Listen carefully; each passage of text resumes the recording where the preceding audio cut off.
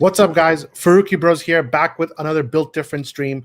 And today we're doing a full spoiler talk on Venom, Let There Be Carnage. So if you guys have not seen this movie yet, we're going to go into full spoiler details, including that post-credit scene. So this is the only disclaimer I'm going to give, and let's just get right into it. So we're going to get to all like the juicy stuff like post-credit scenes and all that in a second. But first, I wanted to get everybody's raw reactions on the movie itself. So I'll start with Zion on this one. What did you think about Venom, Let There Be Carnage? So I mean, as we all know, we've been talking about it. We heard Andy Serkis is going to be directing the film. We know how he did with Mowgli. We know what type of director he is. Like we expected certain like darkness to it, a certain like not I don't want to say deepness, but like a little more like I guess adult. In a way, like density. More violent, more like just deeper in a way. You know, like I don't want to say deeper because that's like, you know, people like it's a joke kind of basically at this point. But we all had expectations going to this film of it being a certain way. But, you know, coming out of this film, it's much more close to obviously what the first movie was, for good or bad. Obviously, they had a lot of success. And as we're seeing, this is having a lot of success as well in the box office. So the audience is definitely enjoying it. It's just it seemed kind of like a mess from after coming out of it, honestly. But I wouldn't say it was bad, but it was like fun bad. You know, like it did exactly what the first Venom did, where you know it's bad while watching. Like the writing is bad. It's like funny bad though. So it's not like, oh, I wish I could just get out of theater. It's like, all right, you're engaged into the film, but it's like you still know it's not a great film.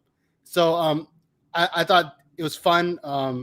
It wasn't obviously as good as I wanted it to be. It's not like the dark horse film that we all thought it could have been at the beginning of the year. Well, it's because with Andy Serkis in it, but no one said this was going to be a dark horse film. I'm pretty sure Secrets of Dumbeldore. No, that was the first movie, yeah. But yeah, just knowing it's going to be Carnage, you think that okay, it's going to be a much darker tone, it's more serious. But they also didn't go that direction. They did keep some of like the action sequences, obviously, where they really showcased Carnage. I think they did an amazing job with that. Just when you watch those scenes, you're like, oh yeah, you wish you could see him with Spider-Man in those universes, because it's like they actually did a great job with the CGI and the design and the action for Carnage. So all of that was amazing. Just that the writing was just pretty weak, and like just the throughput through the film was like quick jumps to conclusion where like if Venom is searching something or Eddie Brock is like trying to figure out something, they get everything right at the first time because like such a short runtime that they have to keep jumping to the right conclusion at the first time they're thinking about it, just to keep the plot moving forward. So it is what it is. I mean, I thought it was okay. It wasn't a horrible film, but it obviously was much worse than I thought it'd be. So I mean, I was thinking I'm gonna go next before I give it to you guys.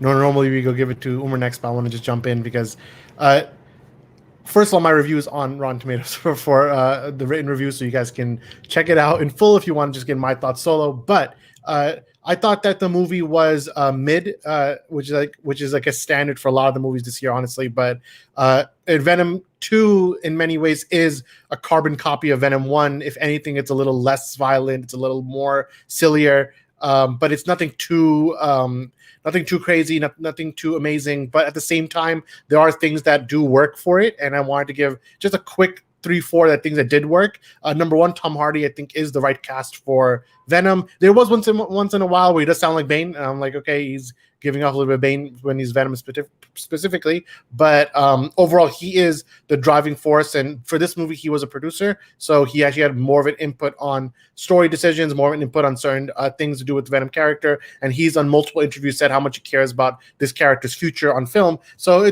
he's a big reason why the things that do work in the movie work well. And I said this in my review, but this movie doesn't even feel like a director-driven movie. It feels like a producer-driven movie. So I give Andy Serkis a big pass on certain things in the movie that I felt like didn't work, because it's such a close copy to Venom 1 in terms of tone, in terms of direction, that it almost does feel like it was made by committee, made by producers. So, this is what worked. Venom 1, for what it is worth, it did make 800 million at the box office, so it was wildly successful for a movie of that budget. So they had to just replicate the success, and it did, as we see right now, it did 90 million in the first weekend, which is the most any movie has had since 2019. So that's really good. But overall, I left this movie at a mid score. I gave it a 2.5 because it just had some things that just weren't working, like the writing, especially some baffling decisions. But I did give it many points for strong action sequences. So that's kind of my overall look at Venom 2. Umar, where did you fall on the spectrum for this movie?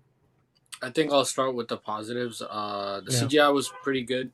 And obviously Tom Hardy, as you mentioned, all your points was stuff I was going to bring up as well.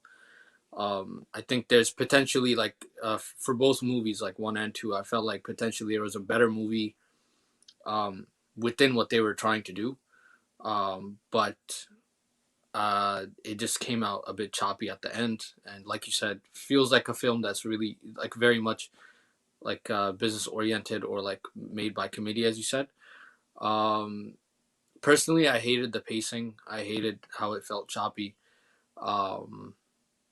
I didn't like some of the banter, which I know some of us enjoy. Personally, didn't really care about it. A lot of the stuff with Carnage was kind of dumb, to be honest. I felt that you could have made that story a lot better. He just bites the guy and becomes Carnage. It just, I don't know. It didn't sit right with me. A lot of the plot points and I felt like they just wanted to make a battle at the end, but didn't know how to get there, and so they just went in different ways. So that's pretty much my opinion on it. The score, even the score was alright. It was forgettable to me. So yeah, doesn't get a lot of points with me, this one. Okay, what about you? I thought overall it was worse than the first one. I think Carnage was better than Riot, though. Compared to the first movie, I think Riot was a super garbage villain, but overall it was better. I think they didn't do Cletus all that well, or Screech. I think that was her name, right? The villain was, just Cletus as a whole was just lacking. It was just when he became Carnage and the CGI was good and the fight scenes were good. Overall, I think it wasn't that good. Yeah, so I think all four of us, are saying many of the same points where, while it does do many of the things that made the first Venom work, unfortunately, there's a lot of things that don't work in this sequel. And particularly, I felt like anything that's not directly related to Eddie or Venom on screen, I thought it was pretty lackluster. Outside of the sequence, the prison break sequence for Carnage, I thought that was one of the highlights of the film, just in terms of them finally giving a minute to breathe and to see action play out without it jumping from scene to scene a million times. So I thought that was a pretty big positive. But I think there's one thing that almost anyone who came out of this movie was waiting for and then reacted to. And when we saw the movie, our entire theater got shook at this point, and everyone was going crazy. So, and once again, we're getting into full spoilers now because actually we got through the whole review without talking any spoilers. So from now on, we really are getting into spoilers. So here we go. So the post-credit scene of Venom Let There Be Carnage showed the character after the events of the movie get transported into the MCU. And or what appears to be the MCU. And when he looks on the TV screen, what shows up is Tom Holland Spider-Man from the end of Far From Home, with J. Jonah Jameson saying Peter Parker is Spider-Man, and then Venom looks at the screen and licks it and says, "This guy," almost like he recognizes him somehow, or I don't know. This is what we're going to talk about right now. That what exactly does this scene imply? What exactly does it mean? And did it make the movie better? Did the movie get better as a result? So Umar, I'm going to throw the ball back to you now and let you go with it. This post-credit scene, number one, did it work for you? And number two, are you more excited for the Venom franchise now that potentially he's going to be squaring off with Spider-Man finally? Yeah, I think anytime you're going to have that type of matchup, it's exciting. I think that like the way it was done, I don't think it makes the movie any better. Like the movie's still garbage in my opinion, but the like the future of that character, like even if you don't like the first two Venom movies or you like one over the other or whatever, you still have like at least you still have some level of like journey with the character. And now he's gonna go and face off with Tom Holland Spider-Man, and so that possibility of what that would be like, what that movie looks like, and how they can go with that. And we talked a little bit about like how they can make it even in two parts. I know Shraz, you were mentioning, which I'll let you mention when you're making your own points, but there's different ways they can go, and it's exciting for what appears to be the MCU, and obviously it's a multiverse, so we can say it's the MCU, and then later it could be just like a Sony making their own kind of small thing going, or it could be bridging everything together, like we know with the reports with Tobey Maguire and Andrew Garfield being the other one. So it's exciting, but I don't think it has any impact on what this movie was. Even though they did set up something at the end with the detective. So I don't know. I mean, it's exciting for the future, but the movie it doesn't really, in my opinion, do anything for the movie itself because it's not really connected. Well, because we talked so much about No Way Home that the idea of the Spider-Man multiverse is something we've discussed, and it's almost like it's a given now with how used to the rhetoric we are. So the fact that we see now that Venom is officially part of the wider MCU and part of the wider Tom Holland Spider-Man world, there's obviously a sense of excitement because I'll give you I'm gonna harken back to what was in the screening that I was in, because not only because the whole movie, no one was really clapping, no one was really laughing, no one was really into it from beginning to end. And it's only at the post-credit scene where people started going crazy because that shows like that's what people really want. You can't have Venom without Spider-Man. The two are very much linked. So I know a lot of us are talking about which Spider-Man worked better for this specific Venom, but you know what? The sillier this Venom has been getting, especially in this movie, I'm actually very much convinced that he is the right Venom for Tom Holland. I know after the first Venom movie, we were like, oh, he works well for Andrew Garfield. I don't think so anymore. I think it's actually too silly for Andrew Garfield Spider-Man. I think he's actually the right fit for what Tom Holland Spider-Man is. So yeah, we are getting basically an eventual showdown between Spider-Man and Venom in some capacity. Now, Samir, so there was actually a line where Venom is telling Eddie that they have a hive mind and that any memories that another symbiote faces from the universes, we all know information from each other. And then when he sees Spider-Man from a different universe, he recognizes him, assumingly. So what me and Zao were talking about before was that maybe he has memories of the symbiote from Spider-Man 3, from Tobey's universe.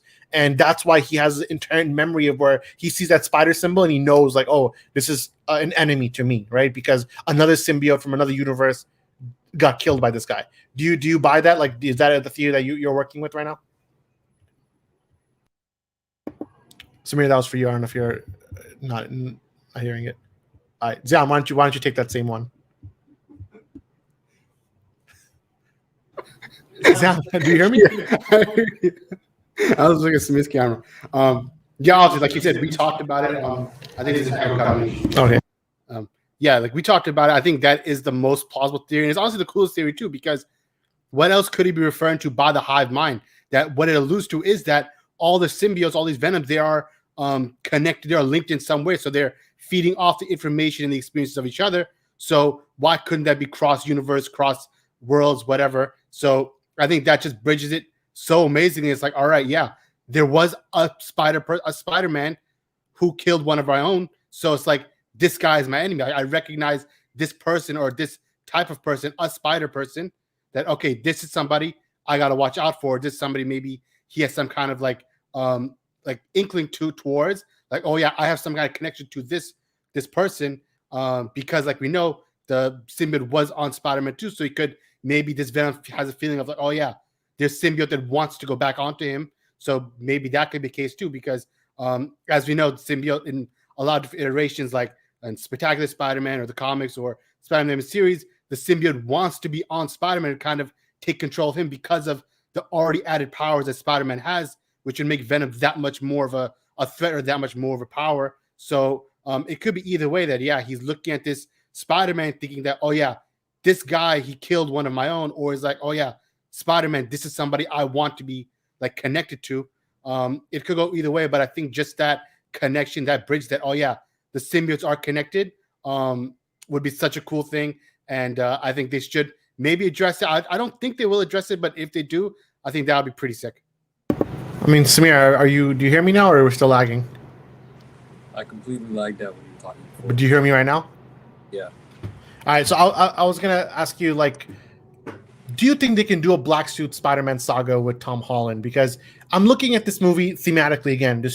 We're 2 movies in with Eddie Brock and Venom already being connected, and the theme of this movie was very much that these 2 guys are kind of breaking up and then they become friends again, and they have this whole cycle where they trust each other finally, that we are perfectly symbiotic to each other, right? It would make less sense to me personally that in the next Spider-Man 4, for example, because I don't think this is going to happen in No Way Home. And in Spider-Man 4, they're going to that this specific Venom is going to leave Eddie to jump onto Peter Parker and become Black Suit Spider-Man. Do you think that's actually what they're trying to do? Because for me, it feels like that ship is kind of sailed. You can't really do that story unless you completely disregard this movie again, which I don't discount it, but I think it seems like it's harder to do now. I don't know where you stand on that. Yeah, I think I think the way they made Venom as a character, the symbiote, they made him like a child, sort of, and they made the dynamic between him and Tom Hardy too well, I guess. Not well, but too connected. But I definitely think they will have the symbiote connect to Spider-Man, because that's more action figures and stuff for them to sell.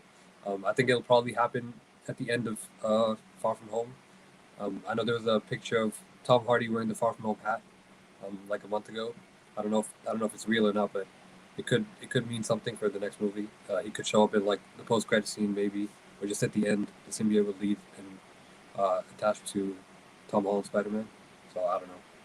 That's exactly what I was going to ask Umar. I was like, now we know that officially Venom is inside the MCU now. Now, see, when it happened, we can make a guess that we saw from the Spider-Man No Way Home trailer. Doctor Strange is trying to erase people's memories, and the multiverse opens up. So that's a good time where Venom also got transported at same time where everyone else, Doc Ock, etc., Green Goblin, got transported in. But this movie feels a little stuffed now, and the movie I'm talking about is No Way Home. So does Venom have a role in this movie, in your opinion? Or, like Samir said, do you think it's at most going to be a post-credit scene at this point? Or maybe you won't show up at all?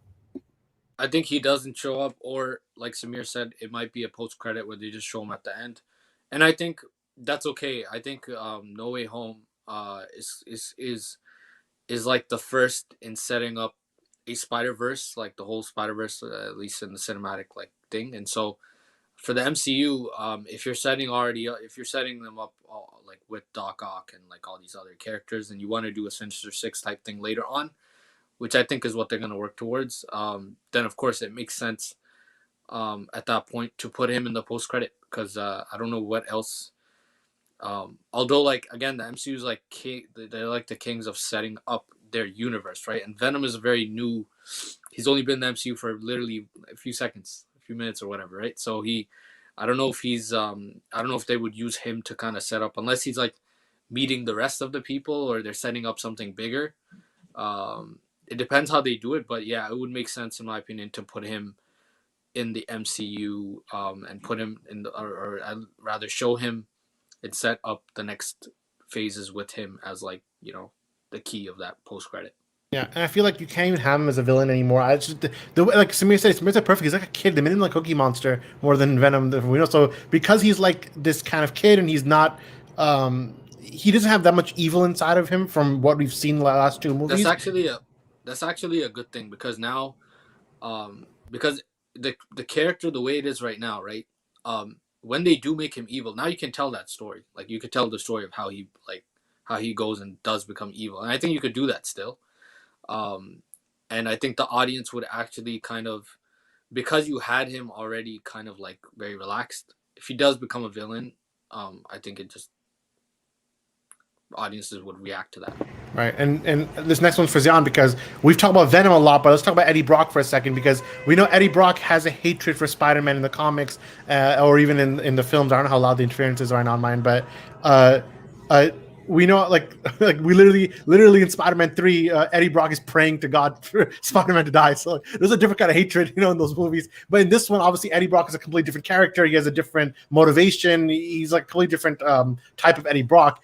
But do you think they're leading us towards this specific Eddie Brock being a villain to Tom Holland's Peter Parker? Like, I don't know if the suit's gonna go on, if Venom is gonna go on Peter Parker, and then Eddie himself is gonna feel like angry about it, even though he was very happy in the second movie to be rid of Venom. So I don't know where they're headed, but for me, again, I don't feel like maybe they don't want to retread the same story and do a black suit Spider-Man, but I don't see how this specific Venom can bond with that Spider-Man and then make this like dynamic where they hate each other. That it seemed like naturally where this movie's going, where instead I could see Venom being another anti-hero who might show up in Avengers movie or something. I don't know. Where do you stand on that? Do you think Eddie Brock is being groomed to be a villain for Spider-Man?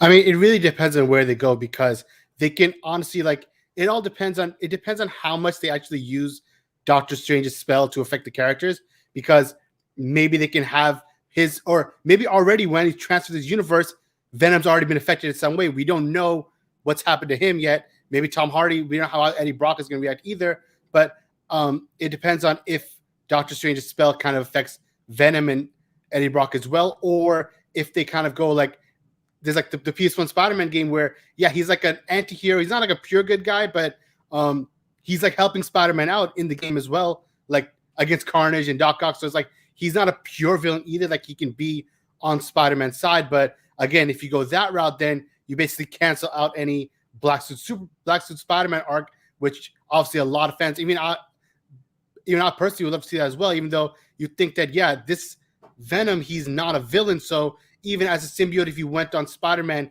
that wouldn't make Spider-Man a bad guy. So it's like, what route they're going, they have to obviously, some change has to come to Venom to make him become a little more villainous, or if him going on Spider-Man changes him to bring out the anger and like the rage of Spider-Man, because you see him on with Tom Hardy and they're working together side by side as good guys. They call them, as in like the jokes that they call them, lethal protectors, which they are the superheroes of like their in their mind. So it's like, how do you go from that into a villain suddenly, or how do you go from that where he goes with Tom Hardy's Eddie Brock as a superhero to Spider-Man as a villain? It doesn't make any sense. So obviously, unless they address that somehow, which they definitely won't. No Way Home, like you said, it's already packed with too many things. So if there's a post-credit scene, they might. I don't think the post-credit scene does show Venom going on Spider-Man. I think it'll just show Eddie Brock maybe like joining Daily Bugle or something to ingratiate himself into a place where, yeah, at some point he's going to cross paths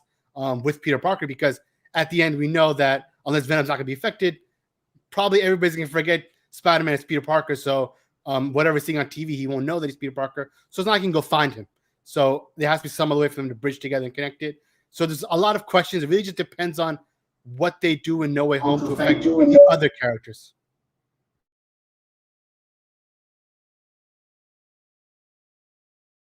It disconnected, yeah. You hear me now? No. What about now? You're muted, Charles. You hear me now? Alright, I'm gonna have to jump in and out, but it's fine. We can carry on. What? All right. I think the only way to make Venom evil right now is to kill the girl off. I don't even remember her name, not gonna lie, but the symbiote's more in love with her than Eddie Brock is. So I don't know. It's the only way to make it evil. Yeah, but he's already in the other universe, so she doesn't exist. Yeah, but we don't even know if she came over too. Oh, that's true. They like token added her in like the She-Venom parts. Still like throw it in there. They can just throw it in again. Yeah, but I don't know. Do you hear an echo from my side or no? Yeah. Yeah. Okay. Yeah. But see, down it gets possible, but it's like, even if let's say somebody kills her, why would they make him a villain? He would just want to kill the person who killed her. You know? Why would they make him say like, yeah, now I'm gonna kill everybody? Remember when in one movie where, like some 50 years ago, and they become bad when they're in their 50s. Like, yeah. So you could make things work easily. Like, it doesn't have to be like you could lose the girl and make things work. I don't know what you're talking about. Yeah, I don't know what you're saying. Do you hear me now, or am I? Or yeah, you guys have? Yeah. Am I good? I'm saying that if the girl dies, yes, you can make Venom. You could use that to make him like lose himself. Oh, so you're saying he's like Superman, where he has very very little weak mental fortitude, where if Lois dies, he becomes supervillain. So Venom also becomes supervillain. In fact, he's more like he's more like Batman. Remember when Batman lost his parents when he was like 13, and then he took it out on Superman at like 50 years old for no reason? Idiot. Like, what does that do with anything? It's fine. I was gonna say that there was a very clear Amazing Spider-Man 2 reference in like an homage to Amazing Spider-Man 2, and I feel like, and this is something I'm wondering: is there a darker cut of this movie that we don't know about? Because there's a lot of times where I feel like they were trying to do something else, and some characters are completely reshot in. I feel like the husband of the girl, and that's how bad these characters are. I don't know the names. He just feels like anything he did in the movie felt like it was a reshot. Like he just had showed up last minute. He wasn't supposed to be in the movie. And one reason I was thinking is that when Carnage threw her down like the church, and he does the same eye thing, so it becomes like they do a mirror shot of Amazing Spider-Man 2 where Venom is reaching out to Anne, that's her name, and his eyes is showing her falling, and they're doing the whole like slow motion thing. I'm like, are they trying to do something? Is there a version? You know what else doesn't make sense? This makes sense about the reshot, because you see he shows like tears coming out of his eyes too. So it's like, if she died in that scene, maybe some original cut, that would honestly make more sense for the emotion that he's showing. But instead he like gently brought her down, and then the other guy caught her. So it's like, it didn't make sense what was going on. Yeah, and then last scene of just her saying "take care, we'll see you later." It feels like, again, it was like very last second shoehorned in, when really she could die as a character if the end goal was to bring Venom to a different universe anyways. It's obvious that even the first Venom movie and this one, they both had darker cuts. They just chose to just make it happen. Samir, do you agree with this point from Elliot that Venom and Venom 2 are American cinematic masterpieces? We didn't even talk about how Eminem's song played at the end. It's funny because another comment from him said that the Eminem is the greatest song of all time. So the first Venom had a very iconic song. Let's call it what it is. And we had a good debate off the stream about whether this new Venom song, which Eminem was also part of, matches up to the original. So, Umar, does it match up to the original? Or do you think that the original song was much better? I think they're both bad. Really? I'm going to have to pull up a 2018 podcast and find out if you said that back then. Samir, do you agree with this or not? Umar is literally capping. I'll tell you why. Okay, we were listening to the song in the theater when the credits were playing, when the credits were rolling, and Umar kept asking me who was singing the song because he wanted to know so badly. I didn't want to know who sang the song, you weirdo. I was asking him because I was like, "Yo, this." He was like, "Whose voice?" He's getting so defensive. It sounds so familiar, and then I knew. I was like, "Okay, this has to be the same person sang so and so, whatever the other song was." Yeah, she sang a song with Lupe Fiasco. I don't know if that's the one you're thinking of, but yes. Yeah, but yeah. So here's the thing about the songs. The problem is that the tone of this song, it didn't match what the movie was. But like the original Venom song, like that is the movie. Like if you want to know what the movie's about, just hear the song and you get the idea. It's like that. It fit, and the way it transitioned to the credits in the first film. I'm telling you, it's like it is true cinema. Like most films can't even dream of doing that way. The walkway banter into the credits, and the song just like blasts. I know that's like Samir's like gold standard for an ending of a film, and I agree with him. So, but this film felt like the tone of the ending was more like somber or serious compared to what the movie actually was, so it didn't make any sense. It reminded me of like the end song of Wonder Woman, the first one, or Aquaman, or like these kind of generic superhero movie ending songs. And Venom 2 is a generic superhero movie, but I felt like it didn't fit like what they were trying to do. Like it should have been another like Venom type song with what's his face, Eminem. So I don't know. I have not much to say about the song itself other than that. But I had another point, but while Zion was talking, I completely forgot what it was. It was a very funny point too, about the movie or something. I don't know if anyone else will remember it, but yeah, I do not remember what I was going to say. That's fine. Just yeah. So let me look into the banners to see what we've talked about. Okay, so this I can't even show it on the stream, unfortunately, because we had copyrighted to oblivion. But there was a little snippet of Tobey Maguire's voice leaked yesterday of No Way Home, and I showed it to Umar in the morning, And I was like, is this real? And your answer was just one word. You said no. And then Ziana and I also discussed how easy it is to fake these things. But the question is not about whether it's real, because none of us can truly know this. And it's just going to be a repeat of the Andrew Garfield thing. Instead, I'm going to ask this. Should Marvel just kind of cut to the chase and show Tobey and Andrew in the next trailer and just confirm it so people just know? Yes, but not the money shot. So, like, if there's a shot in the movie where they're all just standing together and stuff, don't show that. Don't show that shot. Show the shot. Like, if you want to show a shot where, I don't know, like the first second they meet, you know how Marvel does it, like the first second they meet and they crack a joke or something, show that part, you know. Or Tobey Maguire, like, if this leak is true, right? Him saying, "Oh, y'all have web shooters." That's the thing you could just put in the movie, in the thing at the end, like at the very end. You've acknowledged now that these people are in the movie. You'll get a chance to see them. That's it. That's all we need. Yeah. I'll probably agree with that. Now I remember what I was going to say before, because I was going to compare, as a final kind of topic, I was going to compare Venom Multiverse Carnage to the other movies this year, other superhero movies, for example, because we're not going to compare to Green Knight. So we're going to compare to other superhero movies this year and then see where we kind of place this movie among the rest. So Samir, this is a pressing question. I was thinking about it this whole week, and I have to ask you now. Is this movie for you better than Zack Snyder's Justice League? Listen, even I can't say it's better, but if you gave me both movies to watch one day, I would not watch Zack. I would watch Venom 2, right? On any day. Any day I just watch Venom 2, you know. But you're saying that you could watch Venom. You could watch Venom 2 5 times before. One takes 4 hours. Exactly. The You other could watch one's Venom like 30 minutes. 5 times. It's like a fifth of the length, okay? Like, I don't have the mental capacity to watch other ones. All right. Now, Umar, I have another burning question that was equal to the question I asked Samir. Is Venom 2 better or worse than Wonder Woman 1984? And the way you answer could get you roasted, so tread carefully. So, listen, both movies are really bad. Let's start there. Both movies are not great. Wonder Woman 1984, obviously, like, big L for DC fans. We're used to it, but big L for DC fans. But I would have to say that Venom is worse.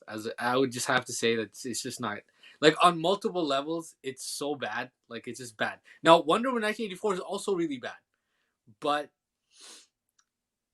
I don't know. I don't know what to say. They're both really bad. Like, it's bad. It's the worst either way. Like, it's really bad options. I'll tell you what movie's actually much better. Like, actually better. Like, I would rather watch that movie than this one, and that's the Suicide Squad.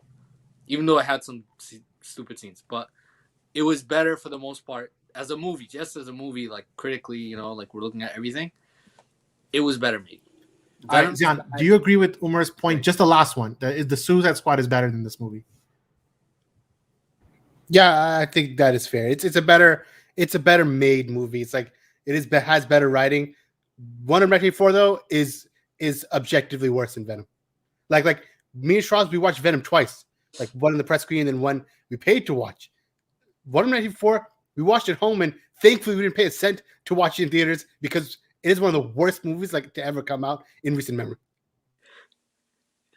Samir, which way do you fall on this one? Are you with Umar or Zion? Wonder Woman 1984 is hot garbage, and I hate that movie. Okay, it's the worst thing ever. Like, Venom is not that good, but at least it did what it was trying to do. Like, all the jokes were just stupid humor, like dumb humor, which worked. But Wonder Woman just it insists upon itself. Okay, it's just not good. It does insist upon itself, and the way I see it is this way. First, who was the better lead character? Did Gal Gadot play better as Wonder Woman, or did Tom Hardy play better as Venom? I think Tom Hardy did better. Who's the better villain? Woody Harrelson as Carnage, or Maxwell, or who Pedro Pascal as Maxwell Lord? I give it to Carnage again, right? So I give both those things. I don't know if Umar disagrees with that. Why would you give it to, for what? They're both bad. They're both insane. I'm saying which is better. That's it. One has to be better. They both can be bad, and I agree they are. But I'm saying Carnage one has to be better. Just CG. There's nothing. I'm talking about the human guy too. I'm talking about the human guy. What about the human guy? The other guy is bad. The other guy, Woody Harrelson, yeah. No, I'm saying the Pedro Pascal in Wonder Woman 1984, even though the character's written garbage, like, it's very bad. The way Donald Trump Jr. He's still fine. He's still like, the acting was just whatever. Like, it was whatever, you know. Like, they're both bad. Like, we're comparing, like, really, really bad things. No, but I guarantee we know Woody Harrelson. We see him in other films. See him like in the War Time Apes. Like, if they wrote him right, he would have been really good. Like, it's just the writing that killed the character. It's the same with Pedro. It's the same with him. So, Umar, you're going on the record that Wonder Woman 84 is better. I'm saying they're both really bad. You're getting disagreements. If I would have to choose something, respectfully, I disagree. But yeah, it's not. No. I'm sorry, Umar, but not respectfully, you're wrong.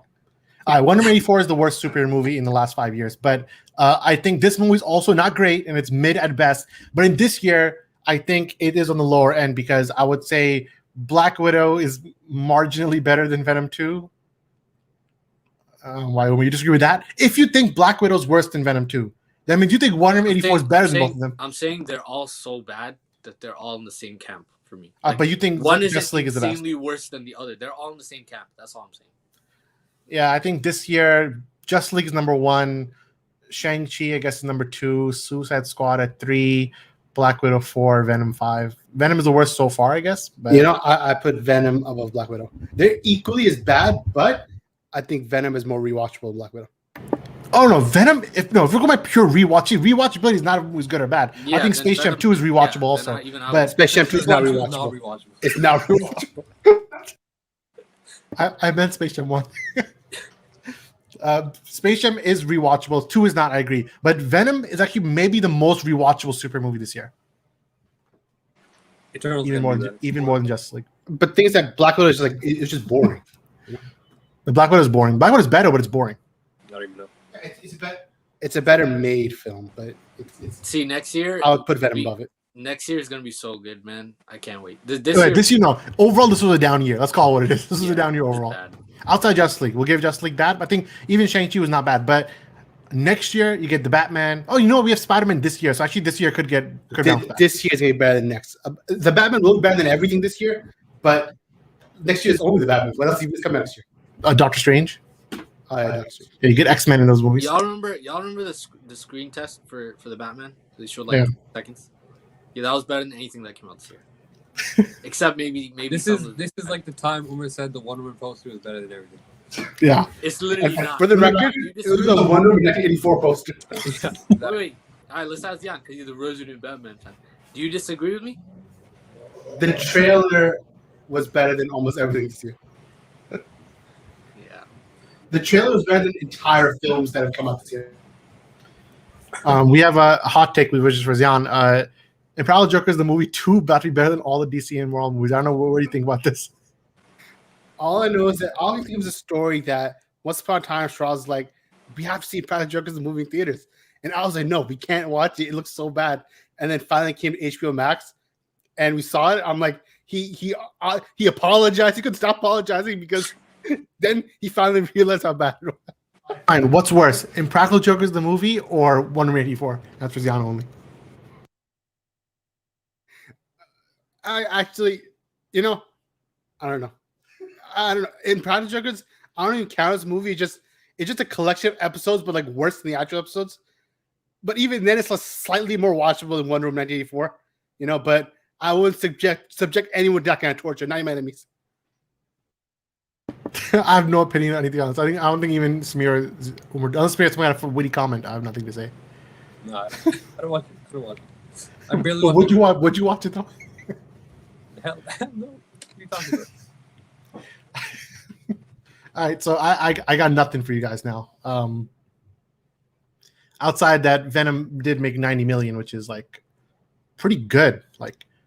And does that mean when the Suicide Squad flopped really bad at the box office and we all blame the pandemic, do we still use that same blame, Umar? No. I think we learned Suicide Squad is just not a good franchise. No. This I agree. I can. I agree with that so much that I can rant about it. I'm just not gonna. But I'll do a 1 minute. You already have. Yeah. Because Suicide Squad as a franchise is boring. That's my hot take. Maybe it's so. It doesn't matter who directed it. Doesn't matter what movies the guy released, animated or not. I hate the Suicide Squad, and I hate the video game that's coming out. Also, just don't like it. Don't like the characters. So it's not interesting. And the reason the movie flopped is because you can't put the in front of Suicide Squad and then make the general audience who are generally not smart understand this is a different movie. They're just gonna think it's the same movie again, and that's what happened. Okay, so I guarantee you put the number 2 next to it, it would have been better. I'm gonna say that's one of my Suicide Squad hot takes. But the Venom is very much a success. So I expect Monday morning tomorrow. I expect Sony to announce Venom 3. This is not a surprise. If only this movie flopped, would they have not done a Venom 3? So expect Venom 3. In fact, don't even be surprised if tomorrow we get something called Venom versus Spider-Man the movie. You know, like it could be up to that level tomorrow of news because of how well this movie did. And I expect Morbius to even move back a couple of months because of how well it did. So I don't think people are going to be too scared of delaying movies to next year. So I think we can be comfortable even with Spider-Man No Way Home keeping its Christmas release date. I don't think that's going to spill over to next year. So you think that like they decide last minute, they're like, yeah, we're moving Venom back up again. And it's like the smartest thing they could have done. Now look how much money they're making. And they did because of Shang-Chi, because Shang-Chi did really well. Like that right now, Shang-Chi did number 1 worldwide. That Venom, Sony was like, hey, let's just keep Venom where it is. And that was one of the best decisions. But it's also something to be said, and this is the last thing we'll talk about, and we'll wrap up early, about this whole aspect of streaming being the future. And we've talked about it so much, but both Shang-Chi and Venom, the 2 most highest grossing movies this year, did not have a dual release. They only said you can watch it in theaters, and people actually went to watch it. So I think we're going to see less movies that are like dual. The dual streaming thing is already over starting next year. Warner Brothers is not doing that anymore. For example, the Batman's not getting an HBO Max release. You're going to see that in theaters. But I think more companies, more studios rather, are going to be a little more careful about where their movies go. And they're going to let the movies come out now, despite how the pandemic's going to wave. It's going to come back and forth in waves. So I think we're going to see a more steady increase in how movie theaters do, personally. But yeah, so we have one comment that, you know, like people didn't want to go to the movies. If the only option is theaters and it's a popular name without behind it, like the Suicide, would have done better. So yeah, like a Shang-Chi, Venom, these kind of movies are going to do good. We can know that Spider-Man's going to break both these records, especially if trailer 2 has Tobey and Andrew in it. But yeah, I don't have much else to talk about, so we can do our funny topic and we'll head out. And my funny topic, I don't have many funny topics to do, but let's see. Thanks, appreciate that. But right, so where are we? Yeah, here we go. So I have one funny question, and not even funny, it's just an existential question. If you could only have one of these and none ever again, which one would it be? So you got pizza, pasta, tacos, salad, seafood, or a burger. So if you could only have one of these, what would it be?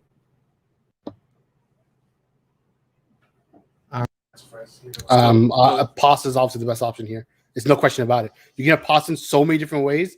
It's like you'll never get tired of pasta. I agree. What about you? Or Samir, what about you? I agree. I guess I'll put burger at second. So pasta, both of you, and burger second. Umar, what about you?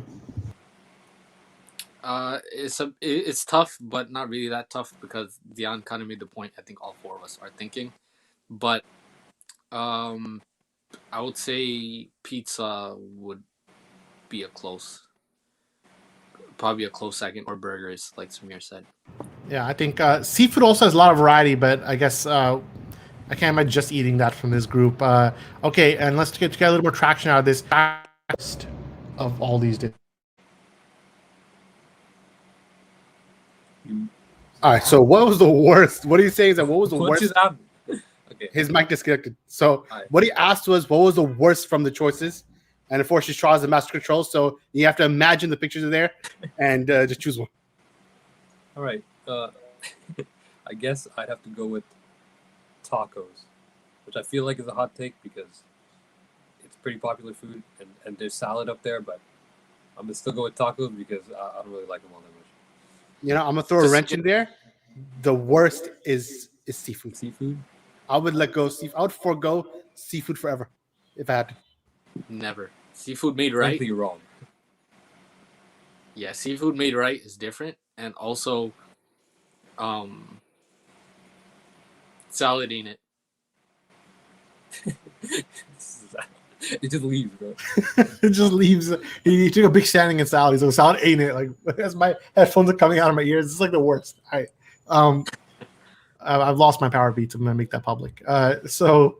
Yeah, for me the worst is I guess tacos, or yeah, tacos, or even Plus, the Pizza. LeBron fan, you wouldn't go LeBron. Go that Yeah, for the narrative, I wouldn't, but I don't know. Well, that's all we have. So I can't even like with my mic keep disconnecting. I don't even have a good walk away kind of like banter to provide you guys like they do in Venom very very expertly. They did in both movies. They had walk away banter.